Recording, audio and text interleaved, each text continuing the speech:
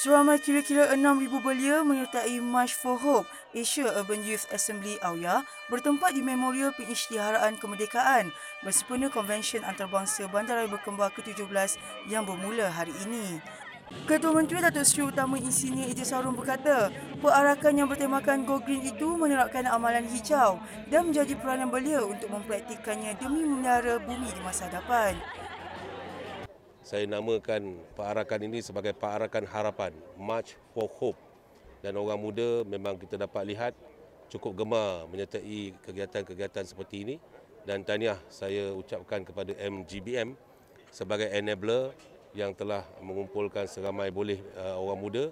Dan orang muda tahu negeri ini baik, aman, makmur dan sejahtera. Dan insya-Allah kita tahu orang muda ini jugalah masa hadapan kita nanti. Menurutnya, belia atau orang muda perlu memahami tanggungjawab mereka dalam memastikan bumi selamat untuk didiami pada masa hadapan.